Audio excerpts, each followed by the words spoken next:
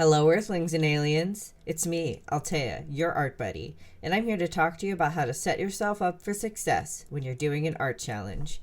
Inktober is almost here, and I'm sure many of you are just as excited as I am about it. However, if you're anything like me, your Inktober probably looks more like this. Around this time of year, you get super excited. Late September is all about daydreaming. You sit down and the first few days go swimmingly. You are so powerful. Maybe you're like the best artist ever. This is going to be the year you actually finish Inktober. And then you sit down, a few days in, still feeling really good. You start to draw and nope, you got nothing. Every single thing that you draw sucks. You're so uninspired. Maybe you get some art block, or the prompt that you're trying to use isn't giving you anything good. Maybe you're just super tired. I mean, drawing every day, it's a bit much, right? So you lean back and you say, I can skip a day. No big deal. I'll get back to it tomorrow. Tomorrow's prompt is good anyway, whatever. And then it's November, and you've only drawn like 10 things. So this year, let's not. Today, I'm going to show you some tips and tricks to help you prep for Inktober or any other long-term project that you just never managed to finish. Let's get started. If you're going to take on an art challenge, the best thing that you can do for yourself is actually to start preparing ahead of time. This means setting up all of your plans and gathering your materials, doing your research, and making sure that when it hits October, the only thing that you actually have to do is draw. It's hard enough to put aside enough time to draw and ink an entire illustration every single day, but it's even harder if you have to spend that time also thinking about what to draw and coming up with ideas on the fly. This is going to seem like a lot of work, but trust me when I tell you that this will actually save you time. Number 1, make a prompt list.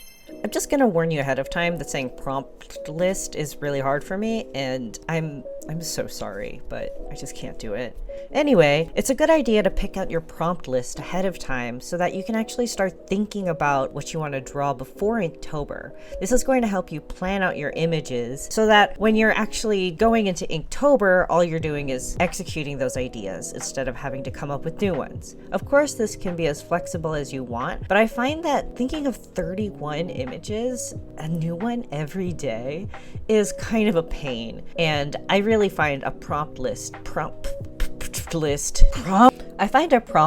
helps me think ahead about what I want to draw and makes my themes more cohesive and allows me to do other kinds of prep work. Every year, the people who started Inktober upload a prompt list on their website and on their Instagram. So if you'd like to join that community, I know that a lot of people use that list. I also know that some artists, especially those that are, Instagram famous, will upload a prompt list so that people can join them. There's also a couple of themed prompt lists out there. Things like Halloween stuff, witches, gore, I guess. I mean, it is October after all, and I really like those. Personally, I like to make my own prompt list so that I can make an illustration series based on what I'm interested in that year. This year I'm going with the theme Heavenly Bodies, and I'm going to be making illustrations based off of celestial objects. In order to figure out this prompt list for myself, I did a quick brainstorm of what I thought that the theme meant and different things that would fit it. Then I took out my top 31 favorites and made a daily list based on that. I'll be putting this list in the description of this video so that you can join me if you'd like, and I'll be uploading all of my notes onto Patreon. This is a plug for you to join my Patreon. Please, I have a $1 tier, and it's gonna help me a lot if you do that, so please consider it. After I have this prompt list, I can move forward to the next step. Number 2, making a mood board. The next thing that I like to do is make a mood board so I can figure out the aesthetic that I'll be going for with these illustrations. Since I'm working around a unified theme, I want to make sure that everything feels cohesive. You can use whatever you like for this mood board, but I like to use Pinterest because I find that it's a really good way to collect visual research. I thought of a few keywords that I would use for my illustrations. I knew that this theme would fit really well with this Art Nouveau aesthetic, specifically Alphonse Mucha. I like the way the illustrations are framed, so I decided that I would do this for mine. For the aesthetic, I figured that Art Deco would be a nice twist on this look, since it's so geometric compared to this kind of flowy, swirly floral thing that's really common in Art Nouveau. I didn't really want to do tarot cards, but I did like the idea of making something like a deck of cards or a collection of these rectangular images that have this frame. So I thought about the different kinds of cards that I could draw from, and I ended up thinking about the Clow cards from Cardcaptor Sakura. And I got really lucky with this since there's a lot of celestial elements to these cards. I wrapped up by looking at Celestial Core in order to get some ideas about how this aesthetic has been approached by other people. Now that I have this frame, I decided it was time to look at inspiration for the figures in the illustrations. I specifically love looking at couture fashion for this kind of thing because there's so many weird things that happen in fashion, and I find that it really pushes the limits of my imagination. I always go in a bit of a rabbit hole when I'm looking at these. They're so cool. Next, I remember that Heavenly Bodies was actually the Met Gala theme a couple of years ago. I guess that I had thought of it subliminally because this is basically exactly what I'm looking for. And these looks are iconic. The next thing that I realized was that the Heavenly Bodies theme was actually inspired by Catholic art from the Renaissance. So finally I arrived at the original source for all of this inspiration.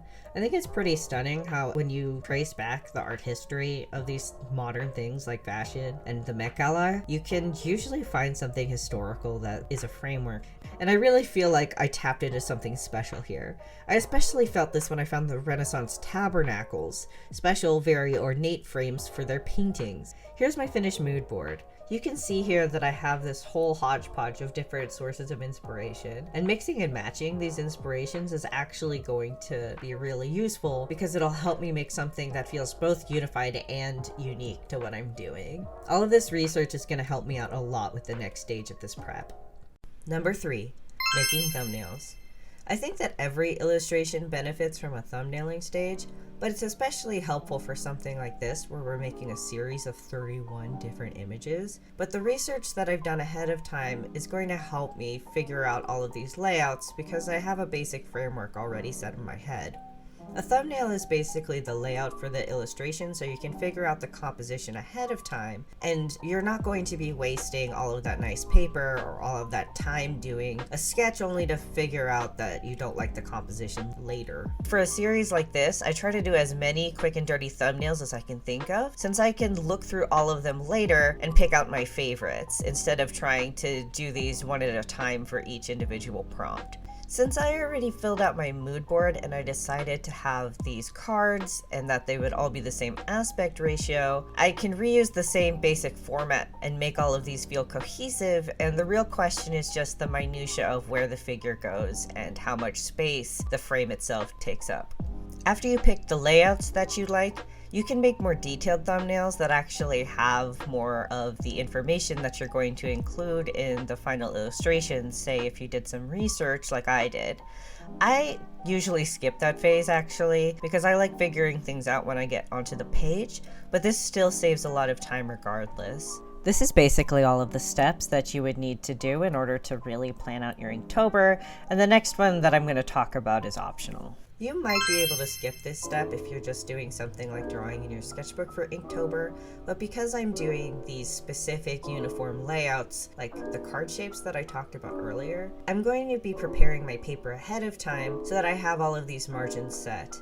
I want to make sure that these are as even as possible because I'm making a series, and I want to make sure everything has the uniform dimensions. I could do this day of, but I like preparing ahead of time because it also makes sure that I have enough paper to actually complete this. This is the best time to figure out if you have enough art supplies and that all of your pens aren't split and dried up, or that you have the right amount of paper or the right sketchbook, so that on the 1st of October you'll be ready to just start drawing.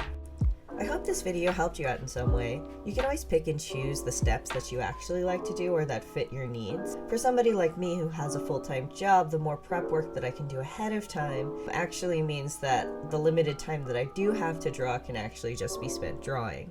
Will you be joining me this October? Have you ever done Inktober before, and how has it gone for you? Comment below. I'd like to hear about it. If you found this video helpful or just liked watching this type A approach to art, please hit the like button. It really does help out a lot. And subscribe to my channel if you'd like to see how Inktober goes, or if you'd like more tutorial videos like this. I'll be posting all of my notes as well as behind the scenes content on my Patreon, which is linked in the description. Even if you can only support me with $1 a month, it makes a huge difference. Alright, thanks y'all. Illy. Bye.